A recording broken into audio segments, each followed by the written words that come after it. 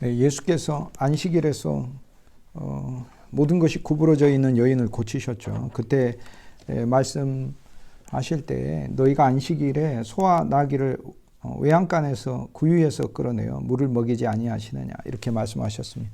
사실 이것이 안식일이죠.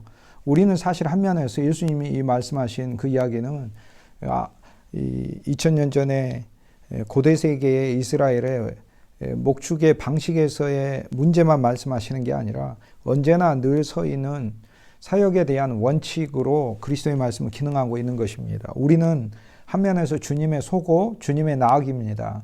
우리는 안식일날 일한다고 생각을 하는데 실은 우리가 진짜 해야 할 일은 생명의 우물을 찾는 일입니다. 너희가 안식일에 나귀와 소를 마구에서 끌어내어 물을 마시게 하지 않느냐 이렇게 말씀하시는 것을 통해서 사실 저와 여러분이 그 어떤 사역을 하면서도 그리스도 예수를 생명수로 마시게 하는 것이 이것이 바로 안식일에 본질적으로 있어야 될 일이죠. 우리 자신의 소나 나귀는 알면서 진짜 소, 나귀가 우리 자신인 것을 잘 모릅니다. 우리도 소고 우리도 나귀입니다. 그리고 소고이지 않습니까? 고린도전서 9장 9절에 일하는 소의 입에 망을 씌우지 말라라는 말씀을 바울이 풀이하며 이것이 어찌 소에 관한 말씀이냐 이렇게 얘기하잖아요. 그 소에 관한 말씀은 아니라는 거예요. 소에 관한 말씀이죠. 그런데 본질적으로는 소에 관한 말씀이 아니고 그것은 하나님의 종에 관한 말씀이라는 거예요. 오늘날 우리가 하나님의 소처럼 일하고 나귀처럼 일하는데 우리 안식일이 우리들이 사역하고 수고하는 면이 있지만 우리 역시 그 안식일날 일하면서 생명의 우물로 우리와 함께한 모든 양들을 이끌고 가서 마시게 하는 시간이 돼야 하는 거죠. 엿새 동안에 일하여 낫게 하라라는 그 회당장의 이야기는 율법의 유기를 통하여 자기 노력으로 낫게 하는 그것이 기독교의 본질이 아니고 그리스도께서 일하셔서 그리스도 안에서 안식하면서 낫게 하는 것입니다. 모든 예수님의 말씀은 언약입니다. 율법의 명령이며 율법으로 듣기 바라는 자들에겐 율법의 명령이며 그분은 언약으로 그분을 복음으로 믿는 자들에게는 예수 그리스도의 모든 말씀은 그분이 이루실 것을 우리에게 약속해 주시는 언약입니다. 주께서 이루시겠다고 하시는 것이죠. 그리스도는 그러므로 안식일 회당에서 가르치실 때 회당은 우리 자신이죠. 우리 안에서 그리스도를 안식일로 누리고 주님이 가르치실 때 18년 동안이나 미성숙해서 하나님의 회당의 봉사자로 일하지 못하는 그 기간, 그 18년 동안 미성숙한 우리가 주님 안에서 자라나야 하고 또 우리가 본질적인 아름다운 무화과 나무로 앞에 보여주는 것처럼 주님께서 비유로 드셨던 포도원의 무화과 나무와 같은 삶이 우리에게 있어져야 되는데 그렇기 위해서는 그리스도가 오셔서 일하셔야 하고 우리를 치료하셔야 한다는 것이죠. 즉 이 전체 단락을 통하여 우리는 그리스도 예수를 또 한 번 안식일로 만나고 주님이 사실 소고 주님이 나귀셨죠.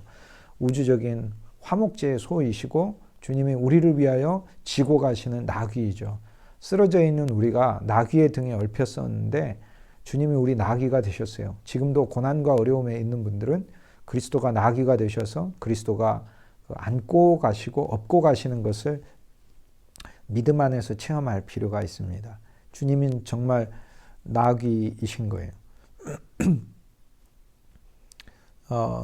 그러므로 사탄이 주는 약함에 매여서 우리는 어떤 제7일에 해야 할 우리가 마셔야 될 일들을 우리가 못했어요. 그리스도를 제7일로 안식일로 만나고 그 안에서 생명의 물을 마시는 것이죠. 주님께서는 그러므로 안식일에 매임에서 푸는 것이 합당하지 아니하냐라고 얘기를 하십니다. 그래서 우리의 매일매일이 안식일이 되고 더구나 우리가 이제 하나님의 아름다운 공동체를 모아서 주님께 예배드리는 날은 더욱더 큰 안식을 그리스도의 몸 안에서 누리는 그런 사역이 되게 해야 되겠죠. 오늘 사실 이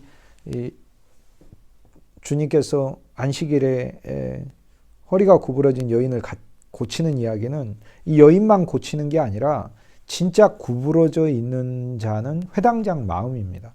회당장 신학도 구부러져 있고 회당장 마음도 구부러져 있습니다. 회당장 마음이 얼마나 구부러져 있어요?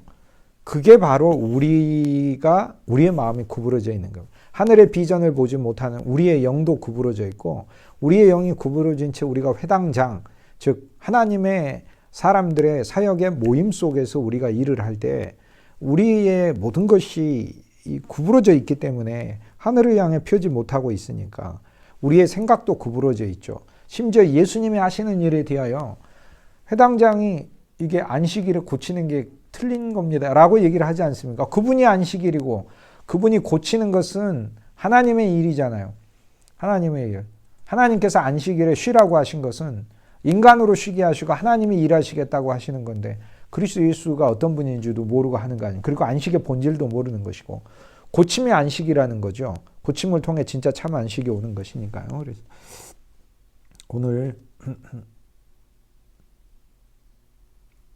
회당장의 마음이야말로 참으로 굽어 있는 것이다. 오늘 주님은 이 일을 통해 우리가 회당장으로도 일을 하고 그럴 때 그 회당 안에 있는 바리새인의 마음으로 일하는 것이 아니라 우리가 하는 모든 사역들이 그 생명의 사역이 되게 하는 것에 주님이 초점을 맞추기를 원하시는 거죠.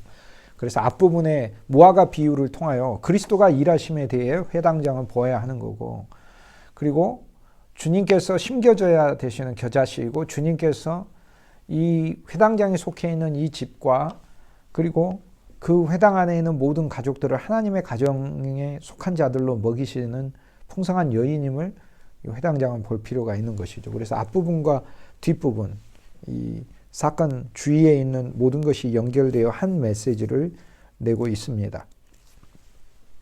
사실 회당장에게 주는 설교예요. 이거는 주님이 그래서 우리들이 하나님의 사역을 하면서 우리가 회당장으로서 즉 하나님의 목양을 맡은 자들로서 오늘 이 메시지들 속에서 그리스도가 우리에게 말씀하시는 그 그리스도의 설교를 우리는 들을 필요가 있습니다. 그러니까 그리스도는 그 한 면에서 우리의 영이 굽어져 있지만 우리의 영이 굽어져 있기 때문에 우리의 교리도 굽어져 있다는 것을 이야기를 하고 우리의 그리스도를 향한 시각도 굽어져 있는 것이죠. 우리의 율법과 우리의 지식에 따라 그리스도가 일하는 것이 아니라는 거죠. 그런데 회당장 굽어져 있으니까 굽어진 생각으로 보고 있는 거죠. 그러면 그리스도가 회당장한테 설교하고 있는 겁니다. 실은 이게. 그리스도가 회당장한테 무슨 설교를 합니까? 너는 앞으로 설교할 때 어떻게 설교해야 되나를 그리스도의 설교학을 가르치고 계시는 것이죠. 그리스도의 설교학은 치유해주는 설교학이라는 거예요. 치유를 해주라. 하나님의 말씀으로 치유를 해주고 그 다음에 그 말씀으로 성도의 심령을 그리스도 안에서 자유케 해주고 그리스도 안에서 시원케 해주고 그들이 마구에서 이 팍팍 목이 이 막히는 음식만 먹게 하는 것이 아니라 생명의 우물로 이끌어 줘야 하고 그리고 6일 동안이라고 하는 율법의 일을 통하여 사람들이 하나님의 구원에 이르게 하는 것이 아니고 참 안식일의 주인이신 그리스도 예수 안에서 치유받게 하는 주님을 증거하는 그런 설교자가 되라라고 이제 실은 회당장에게 주시는 말씀입니다. 그리스도 예수께서는 이제 하나님의 나라에 대하여 누가복음 3장 18절에서 이어서 우리들에게 얘기를 하고 계시는데 그러므로 하나님의 나라가 우리에게 무엇과 같은가? 내가 무엇으로 비교할까? 이렇게 얘기를 하시는데 왜 갑자기 이 이야기가 나오는 걸까요? 주님이 우리의 굽은 허리를 피게 해서 무엇을 보게 하는 거예요? 그 나라를 보게 하시는 거죠. 그러면 이 나라가 왔으면 좋겠다. 이 나라는 빌라도가 죽이지도 않는 나라고 실로암 망도가 무너지지도 않는 나라고 그리고 빌라도가 죽이고 즉 세상이 죽이고 실로암 망대가 무너져 종교와 신앙으로 인해 상처받는 영혼들이 얼마나 많아요. 그 영혼들을 치료하고 회복시키는 나라이잖아요. 그리고 풍성한 열매가 있는 나라이고 그러면 이 나라는 바로 예수 그리스도인 거죠. 그래서 우리는 빌라도가 없는 나라가 필요하고 무너지지 않는 망대를 가진 나라가 필요하고 안식을 주는 나라가 필요하고 하늘을 보게 하는 나라가 필요한 거. 이게 하나님의 나라인데 자유와 생명수의 나라가 하나님의 나라죠. 그러면 이 나라를 우리가 어떻게 갔습니까? 어떻게 갔나요? 이렇게 얘기하니까 예수님이 뭐라고 말씀하셨어요? 마치 사람이 자기 밭에 갖다 심은 겨자씨 한 알과 같다 이렇게 얘기를 하셨잖아요. 내가 무엇을 이야기를 할까? 주님께서 내가 어떻게 이것을 비유로 얘기를 할까? 마치 사람이 자기 채소밭에 갖다 던져 심겨진 겨자씨 한 알과 같다. 이렇게 얘기를 합니다. 채소밭에 갖다 심었다 했는데 이렇게 던져졌다라는 이 발로라는 헬라어 단어가 있어요. 던져졌다.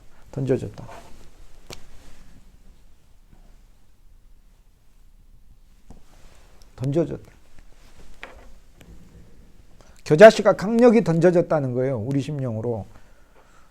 주님이 겨자씨 아니에요. 우리 안으로 던져졌어요. 작은 것 같지만 어느 날 그분은 잘하시는 거예요.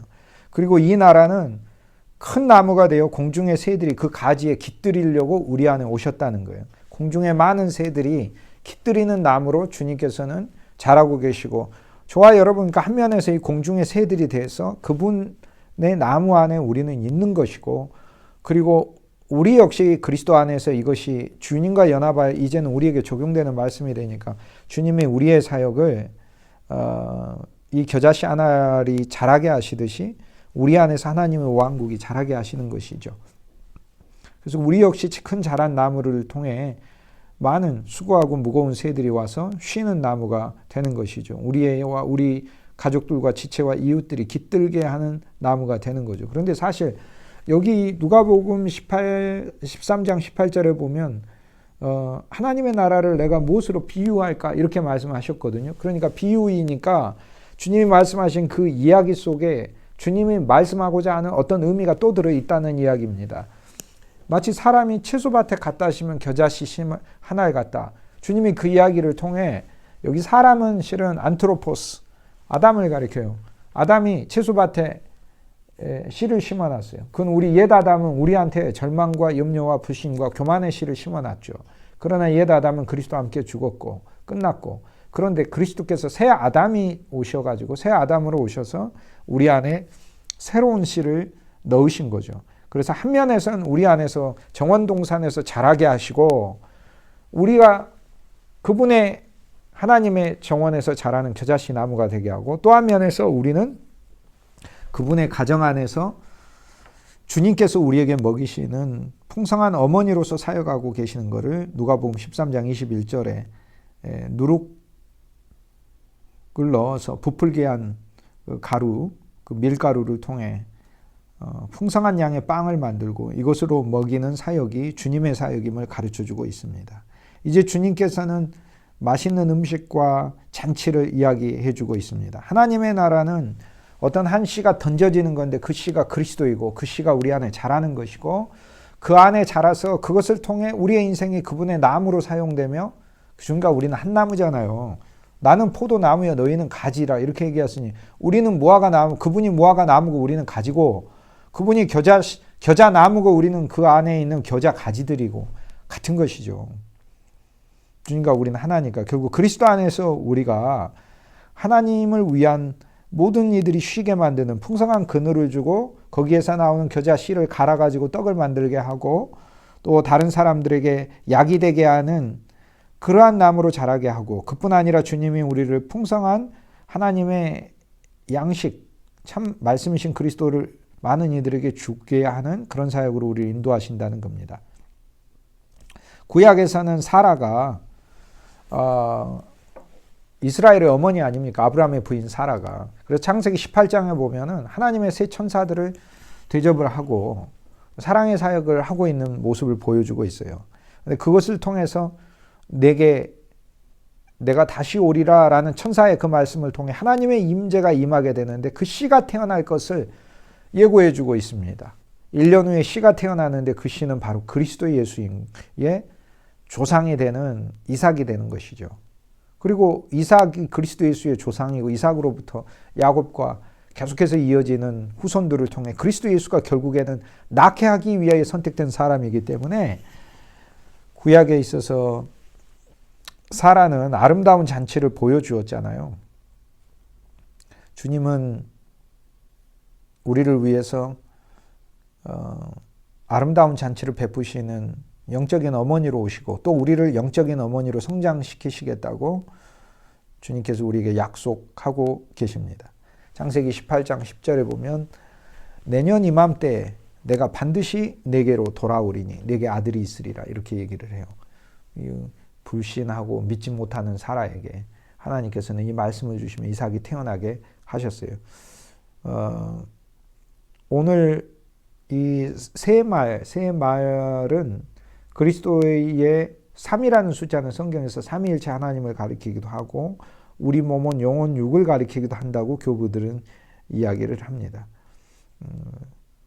이 우리 존재 안에서 그리스도 예수가 더 퍼져나가야 되는 거고, 우리 존재 안에서 서말, 즉 아버지의 사랑과 아들의 은혜와 생명이, 그리고 성령의 교통과 능력이 우리 속에서 더 확장되어 자라나고 부풀어져서 하나님이 우리를 떡으로 먹이시는 것이죠. 그 사역을 그리스도께서 하시는 것이다 라고 말씀해요. 그런데 주님께서 누가복음 13장 이제 22절에 보면 이제 주님께서 각 성을 여행하시더니 이렇게 얘기를 하며, 이제 주님께서 각 성은 이 집들이 주님이 들어가서 식사하시고, 회당장의 집에 식사하시고, 주님이 또 농사 짓는 그런 정원에 있는 단위들이 모여 있는 곳이죠. 그래서 성은 하나의 거대한 교회와 같은 곳이죠. 주님께서 각 성 마을로 다니시며 가르치시며 예루살렘으로 여행하시더니, 이게 그리스도께서 오늘 하고 계시는 거죠. 많은 교회 가운데 운행하고 계시고, 그리스도께서는 이것을 새 예루살렘으로 이끌고자 하신다라는 거예요.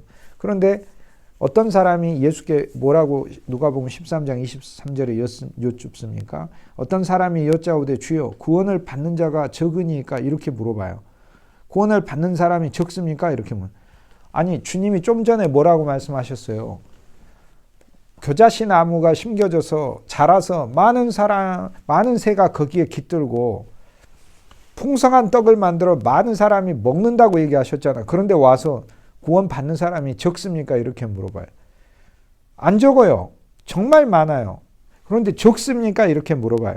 그러니까 주님께서는 숫자로 대답하는 것도 아니고 숫자로 볼 필요도 없고, 그런 구원은 수로 이야기할 수 있는 차원이 아니에요. 이게 그리스도의 구원이라는 건.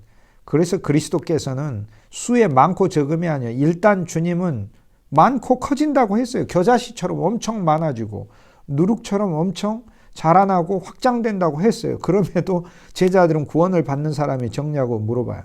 이게 불신인 거예요. 불신. 하나님의 사역에 대한 불신이에요. 그래서 예수님은 뭐라고 얘기하시냐면, 좁은 문으로 들어가기를 힘쓰라. 내가 너희에게 이르노니 들어가기를 구하여도 못하는 자가 많으리라. 자기가 어떤 방법으로 그리스도의 길을 추구해도 안 된다는 거예요. 자기 힘으로는 못 들어가요. 하나님의 나라 들어가는 것은 구하여도 못해요. 그분이 나라이고 그분이 작은 문이에요. 그분이 좁은 문이고, 그 문으로 들어갈 때 우리는 하나님 나라에 들어가는 것이죠. 사람의 노력으로 들어갈 수 있는 나라가 아니고, 울어도 못해요. 참아도 못하고 힘써도 못해요. 믿으면 돼요. 그리스도의 집은 좁은 집이 있다는 거예요. 근데 그 집은 작으니까 한 면에서 겸손해야 들어가는 것이고, 엎드려야 들어가는 것이고, 그리고 그 문은 십자가를 거쳐야 들어가는 문이에요. 즉 주 예수님이 나를 위해 죽으셨고, 나도 그리스도와 함께 죽었고, 주님과 함께 나의 모든 것이 빌립보서 3장에 나오는 사중의 처리를 통해 그리스도 때문에 모든 것을 잃은 것으로, 좋은 것을 잃은 것으로 여기고, 그리스도를 아는 지식을 우리가 배워가기 때문에 그리스도 아는 지식이 너무 감사하니까 그것을 잃은 것으로, 나의 모든 것을 잃은 것으로 여기고, 그리스도께서 실제 잃게 하셨기 때문에 잃은 것으로 여기고, 그리스도를 더 얻기 위하여, 그리스도 안에서 발견되어지기 위하여 그리스도 한 분만을 가장 중요한 보물로 여기고 나머지는 다 배설물로 여긴다라는 거죠. 그것이 좁은 문이죠. 그것이 좁은 문의 길이죠. 또 좁은 문을 우리 스스로 찾을 수도 없고요. 그리스도가 아니면 좁은 문도 못 찾아요. 그분이 좁은 문이라 그리스도 없이는 그 문에 가도 집주인 하나님이 모른다고 하십니다. 주님께서 문이시기 때문에 그래요. 그래서 그리스도께서는 요한복음 10장 9절에 내가 문이니 이렇게 말씀하셨어요. 그분이 문이에요. 누구든지 나로 말미암아 들어가고 구원을 받고, 나로 말미암아 들어가면 구원을 받는데요. 그러니까 좁은 문은 그리스도라는 문이에요. 이 땅에 문이 많이 있어요. 율법의 문, 자기 행위의 문, 타종교의 문, 지식의 문, 그리고 어떤 성경이라는 것도 하나의 문으로 삼아서요. 그런데 성경도 그 안에 그리스도를 발견하지 못하면 엉뚱한 문으로 들어가 있는 거예요.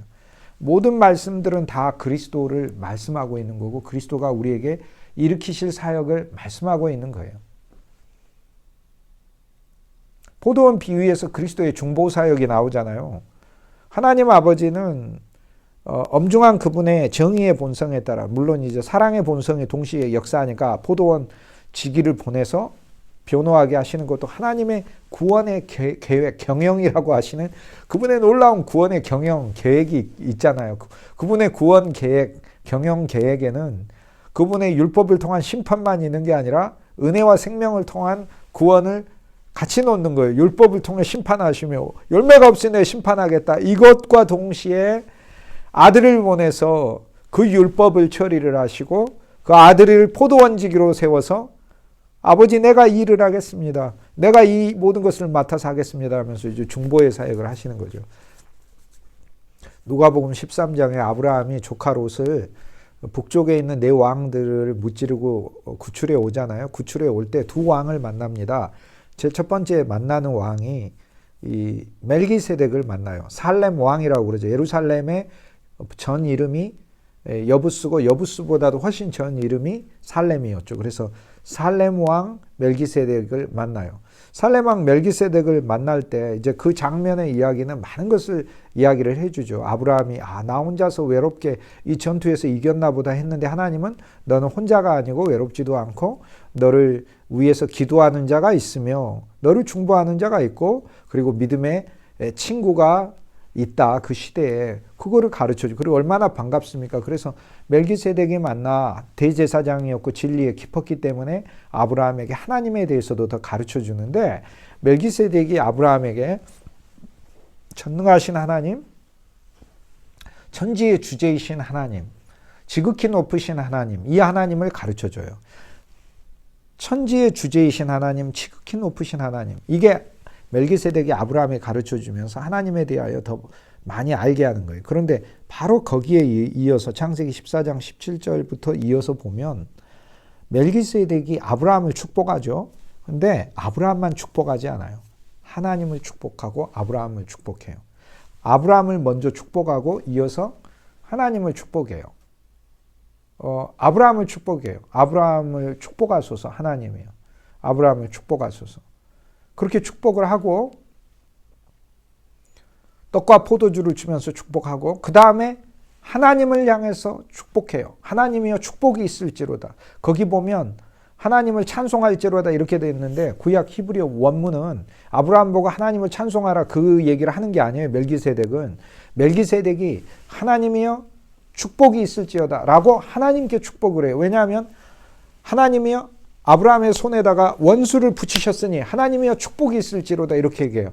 그러니까 하나님의 축복이라는 거예요. 왜 하나님의 축복이에요? 하나님이 창세전에 그렇게 얻고 싶었던 믿음의 사람을 얻었잖아요. 얼마나 축복된 일이에요. 여러분 사람이 축복이에요. 하나님께서 얻으셨잖아요. 그러니까 하나님이 축복받은 거라니까요. 그리고 이 아브라함을 통해 누가 나와요? 그리스도도 나오잖아요. 그러니까 멜기세덱은 여기서 둘을 축복해요. 근데 히브리서 5장, 6장, 7장에 이 멜기세덱을 히브리서에서 10번이나 넘게 계속해서 반복해서 얘기하면서 누가 멜기세덱의 사역을 하고 계신다고 하죠? 누가 멜기세덱의 반차를 따라 그 사역을 하고 계시나? 그리스도 예수가. 이제는 어떤 사역을 하셔요? 구출의 사역을 하시고 축복의 사역을 하시고 중보의 사역을 하셔요. 쉽게 얘기해서 하나님 입장에서 대제사장이니까 하나님 입장에서 그리스도는 오셔서 하나님에게 있는 축복을 아브라함에게 주고 거꾸로 이제 아브라함 편에서 아브라함과 하나가 되어 하나님을 향해 하나님 인간의 손에 즉 참인간이신 그리스도의 손에 원수를 괴멸하는 권세를 붙이셔서 그리스도라는 한 인간 안에 믿는 모든 자들의 인간이 포함되어 하나님의 선물로 받으셨으니 하나님은 축복받으시는 분입니다 라고 하나님을 축복해요. 그런데 이 땅에 어느 인간이 하나님을 축복할 수 있어요? 히브리서 기자는 높은 자가 낮은 자를 축복하고 낮은 자는 높은 자를 결코 축복할 수 없다고 그래요. 그런데 멜기세덱이 하나님을 축복해요. 그것은